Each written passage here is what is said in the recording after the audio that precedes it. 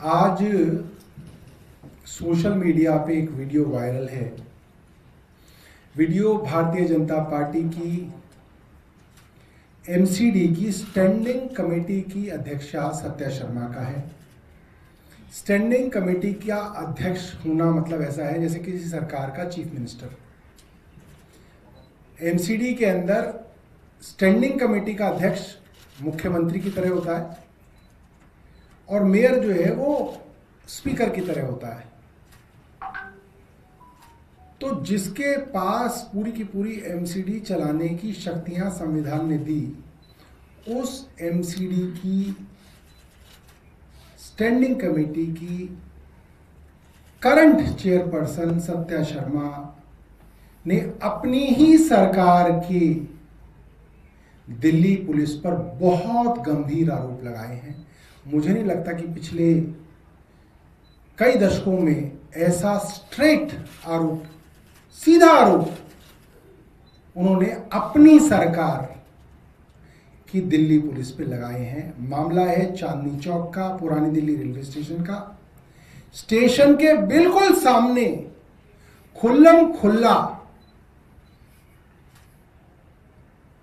चारपाई पर, चारपाई सी थी, चारपाई पे ढककर अवैध शराब और बियर बेची जा रही है खुल्लम खुल्ला। और एक दो नहीं, मुझे लग रहा है सैकड़ों शराब की बोतलें थी, सैकड़ों, खुल्लम खुल्ला।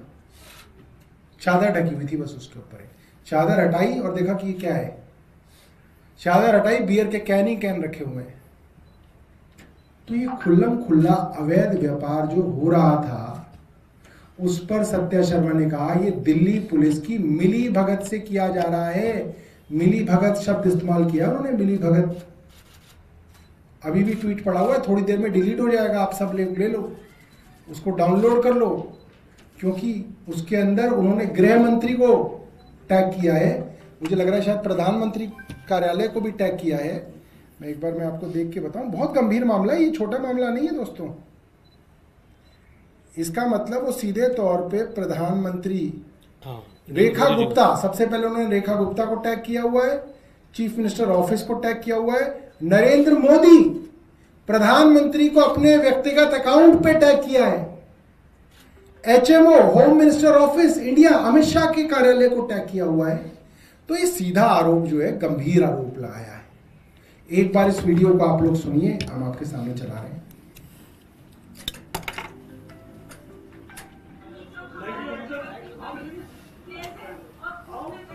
आवाज करो भाई, आवाज करो।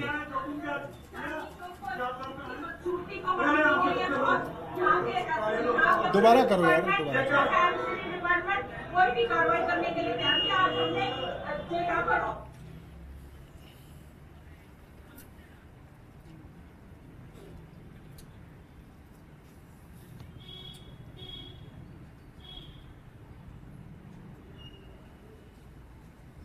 चलो चलो, कोई बात नहीं, करो भाई रावत, जाओ तुम कराओ। देखी जा रही है और देखिए सामने स्टेशन है, पार्किंग है, सब तरफ से मतलब अनदेखा किया जा रहा है। और अभी जो हमारे प्लेस है और उसमें देखो लीगल तरीके से खूबसूरती को यहाँ के पुलिस डिपार्टमेंट, डिपार्टमेंट कोई भी कार्रवाई करने के लिए तैयार किया। आज हमने जगह पर औचक निरीक्षण किया है, उसमें ये सारी चीजें सामने आई है। आप देखिए कितनी सारी शराब यहाँ पर,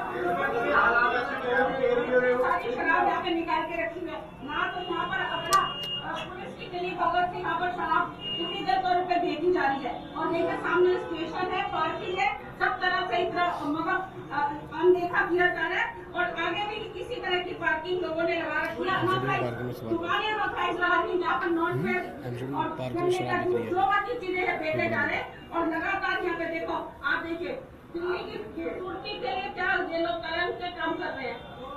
चांदनी चौक का ऐतिहासिक प्लेस है जिसको आप अपने बना रखे रखा हुआ है।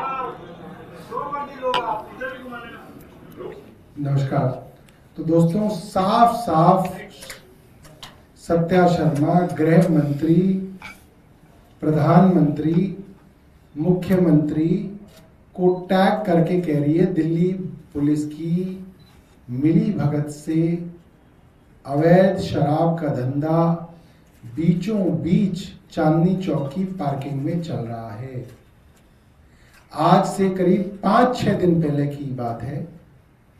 वजीरपुर के अंदर एक कोली समाज के बेटी की शादी में बारात आ रही थी। चाचा ने कुछ नशेड़ियों को कहा कि भाई रास्ता दे दो बारात के लिए। सब नशेड़ी और नशे बेचने वाले लोगों ने मिलकर चाचा की हत्या कर दी वहीं पे ईंट मार मार के, और दूसरे चाचा की हालत गंभीर है। वहां पे जब औरतें एसएचओ के पास गई, एसएचओ भारत नगर ने ऑन रिकॉर्ड कहा, वीडियो पे चला, हमारे हाथ बंधे हुए हैं। दिल्ली पुलिस का एसएचओ कह रहा है हमारे हाथ बंधे हुए हैं, हम किसी नशे के पेडलर को, ड्रग पेडलर को, नशे के कारोबारी को पकड़ते हैं, गिरफ्तार करते हैं, मुख्यमंत्री के यहां से आदेश आ जाता है, हमें छोड़ना पड़ता है। ये एसएचओ कह रहा है। और उसके बाद दिल्ली पुलिस क्या करती है? दिल्ली पुलिस कहती है ये एसएचओ का व्यक्तिगत बयान था। व्यक्तिगत क्या था? वो रेखा गुप्ता का रिश्तेदार है। एसएचओ रेखा गुप्ता के खिलाफ चुनाव लड़ता है। एसएचओ का क्या लेना देना है रेखा गुप्ता से? व्यक्तिगत बयान कैसे हो सकता है? एक आदमी पुलिस की वर्दी में 3 स्टार लगे हुए हैं, पुलिस थाने में, जो लेडी शिकायत करने आई उनको बोल रहा है कि भाई हम क्या करें, हमारे हाथ बंधे हुए हैं। तो इससे साफ हो जाता है। और ये जो 5 दिन बाद इनकी स्टैंडिंग कमेटी की चेयरपर्सन कह रही है दिल्ली पुलिस की मिलीभगत से हो रहा है, और दिल्ली पुलिस कह रही है हमारे हाथ बंधे हुए, हमारे ऊपर जो है मुख्यमंत्री ऑर्डर करती है। तो दिल्ली के अंदर जो नशे का धंधा चल रहा है वो बहुत बुरी हालत में है।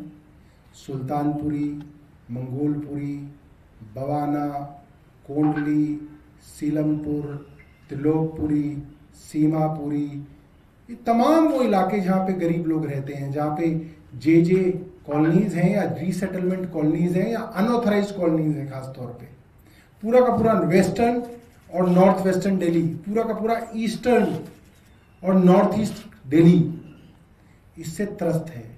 छोटे छोटे बच्चे नशा कर रहे हैं, छोटे छोटे बच्चे नशा करके हत्याएं कर रहे हैं, एक्सटॉर्शन कर रहे हैं, चाकू मार रहे हैं, जेब काट रहे हैं, लूट कर रहे हैं, लड़कियों को छेड़ रहे हैं, बलात्कार कर रहे हैं। तमाम क्राइम के अंदर आप देख लो, पता चलेगा छोटे छोटे बच्चे इन्वॉल्व हैं। 12 साल, 15 साल, 16 साल, 17 साल, नशा नशा नशा, सूखा नशा। तो हमने 18 तारीख को जब नए उपराज्यपाल दिल्ली में आए हैं, हमने देखा कि वो वसंत विहार की आरडब्ल्यू तक से मिल रहे हैं। भाई जब आप वसंत विहार की आरडब्ल्यू तक से एक एलजी मिल सकता है तो आप अपोजिशन पार्टी से तो मिलिए। दिल्ली की अपोजिशन पार्टी आपसे मिलने का समय मांग रही है और ये कह रही है कि आपकी दिल्ली पुलिस जो आपके अधीन आती है, सीधा सीधा एलजी साहब के अधीन आती है, उसका एसएचओ आरोप लगा रहा है कि मुख्यमंत्री के जो तार हैं वो ड्रग माफिया से मिले हुए हैं, ड्रग कारोबारियों से मिले हुए। हम आपसे चर्चा करना चाहते हैं इस विषय में। 18 तारीख को हमने पत्र लिखा, आज 22 तारीख हो गई, एलजी साहब के यहां से कोई जवाब नहीं आ रहा है। आज हमने दोबारा उनको रिमाइंडर भेजा है, आज दोबारा ट्वीट करके भी हमने रिमाइंडर भेजा है। हमने उनको कल ये भी लिखा था कि आप वीरेंद्र सचदेवा जी से मिल लिए। वीरेंद्र सचदेवा जी क्या हैं? एक पार्टी के अध्यक्ष ही तो हैं, वो कोई एमएलए तो नहीं है, एमपी तो नहीं है, मंत्री तो नहीं है, सांसद तो नहीं है। जब आप वीरेंद्र सचदेवा जी से मिल रहे हैं तो आप आम आदमी पार्टी के दिल्ली के अध्यक्ष से क्यों नहीं मिलना चाहते हैं? भाई हमारे पास फूल तो नहीं है देने के लिए, मगर हम आपको शिकायतें जरूर करेंगे और दिल्ली को अच्छा करने के लिए वीरेंद्र सचदेवा के फूल काम नहीं आएंगे। हमारे पास 1500 रुपए के कौन सा पसंद है नए वाले एलजी को? पुराने वाले को ट्यूलिप पसंद थे, इन्हें क्या पसंद है हमें नहीं पता, मगर हम आपके लिए 1500 रुपए के लिली नहीं खरीद सकते एलजी साहब। ना आपसे मांगेंगे कि हमें लिली दे के आओ। लिली का खेल ना खेलते हम तो आपके पास आएंगे और सच्ची शिकायत लेके आएंगे कि इसके ऊपर कार्रवाई कीजिए। कार्रवाई की मांग करने वाले, सवाल उठाने वाले, सत्ता से प्रश्न करने वालों से एलजी साहब नहीं मिलेंगे, लिली लिली का खेल करने वालों से मिलेंगे। तो भाई लिली लिली का खेल करने के लिए तो एलजी नहीं बने, आप काम करने के लिए बने हैं। लिली लिली का खेल तो ट्रंप के साथ हो गया 4 साल जब आप एम्बेसडर थे। अब हमसे एलजी साहब मुलाकात करें, ये हम उनसे जो है रिक्वेस्ट कर रहे हैं, क्योंकि दिल्ली पुलिस उनके अधीन आती है। दिल्ली पुलिस के ऊपर गंभीर आरोप लग रहे हैं। मेरे साथ कुलदीप कुमार जी हैं, कोंडली से विधायक हैं और दिल्ली का एक बड़ा दलित चेहरा है, उनकी लड़ाई लड़ते हैं, अंबेडकर जी के लिए जो है आवाज उठाते हैं। तो मैं कुलदीप भाई से भी कहूंगा वो अपनी बात रखें।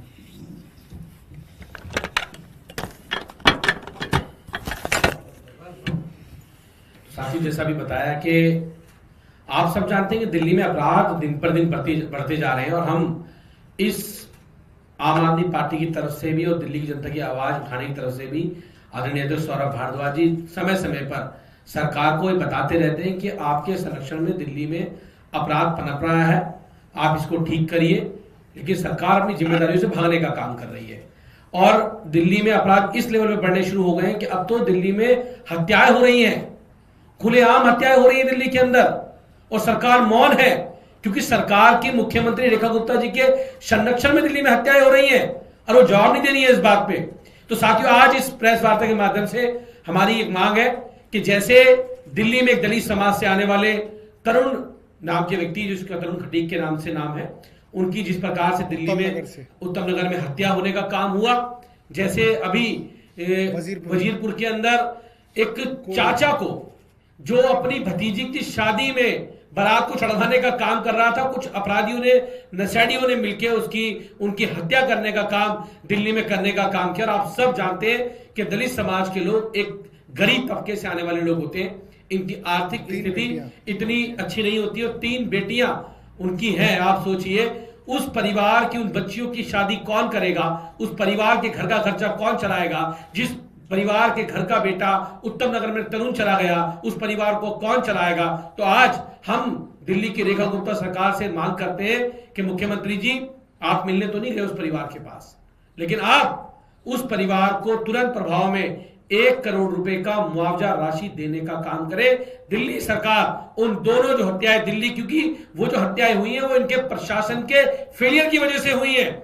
दिल्ली में अपराध पनप रहा है, नशा पनप रहा है, मुख्यमंत्री लगाम नहीं लगा पा रही है, सरकार विफल हो चुकी है। इनकी लापरवाही की वजह से उनकी हत्या होने का काम दिल्ली में हुआ है। तो मैं सरकार से मांग करता हूं कि तुरंत प्रभाव में मुख्यमंत्री 1 करोड़ रुपए का मुआवजा उनको देने का काम करे, पीड़ित परिवार को 1-1 करोड़ दोनों को देने का काम करे और उसके बाद परिवार के किसी भी एक सदस्य को सरकारी नौकरी, जैसे सरकारी दीदी आई है, आप देने का काम करें। तब हमें लगेगा कि आप कम से कम उस परिवार के लिए, उस घर के लिए, उनकी आर्थिक स्थिति को लेकर मुख्यमंत्री जी चिंतित हैं। तो आप तुरंत प्रभाव में सरकारी घोषणा करने का काम करें कि उन दोनों परिवारों को 1-1 करोड़ रुपए और सरकारी नौकरी देने की व्यवस्था सरकार करने का काम करे। देखिए, जैसा कि कुलदीप भाई ने कहा, ये बहुत स्पष्ट है। जिस तरीके से उत्तम नगर में तरुण खटीक की निर्मम हत्या की गई,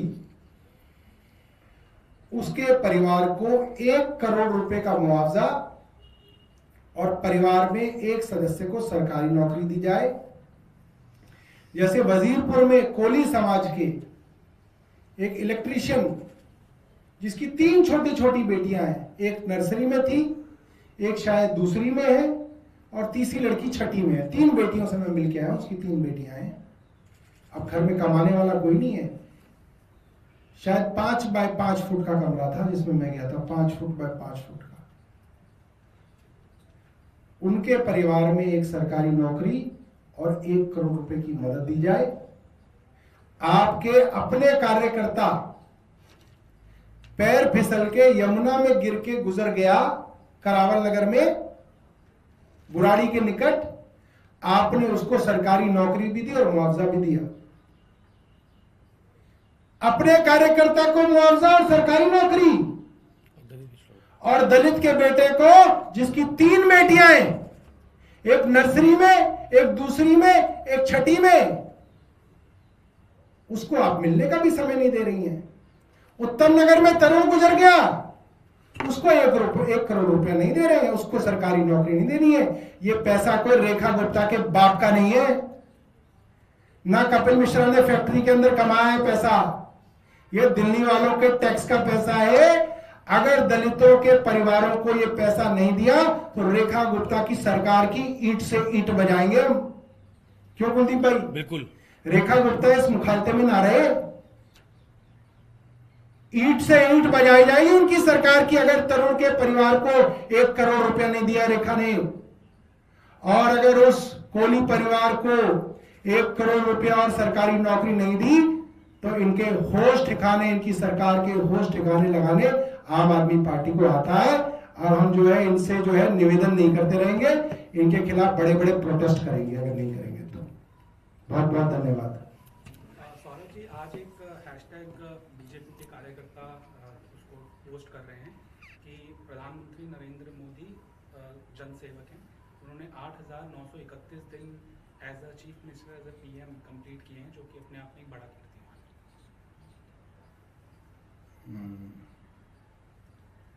देखिए, हम तो प्रधानमंत्री जी ने इतना समय पूरा कर लिया, उसके लिए उनको शुभकामनाएं देंगे। और इतना जरूर कहेंगे कि क्योंकि आप 75 साल के हो गए हैं तो आप ये ना कहिए कि अब मेरे 8,000 हो गए, अब फिर मैं 9,000 करूंगा, फिर मैं 10,000 करूंगा, फिर मैं 15,000 करूंगा। अपने कीर्तिमान के लिए प्रधानमंत्री देश की सबसे बड़ी ऊंची कुर्सी पर कब्जा ना कर ले और उनको भी आने का मौका दें। जैसे मार्गदर्शक मंडल के अंदर माननीय अडवाणी जी को भेजा गया, मुरली मनोहर जोशी जी को धकेला गया, ऐसे ही प्रधानमंत्री भी मार्गदर्शक मंडल की प्रति अग्रसर हों। इस रिकॉर्ड से देश का कोई फायदा नहीं हो रहा कि प्रधानमंत्री 10,000 दिन पूरे कर लें या 50,000 दिन पूरे कर लें उस कुर्सी पर। नए लोगों को अब मौका मिलना चाहिए। एक जवान देश है, एवरेज एज इस देश की बहुत कम है। देश जो है हमारा दुनिया का सबसे युवा देश है। इस पे अन्यथा आप कुर्सी को पकड़ के ना बैठें।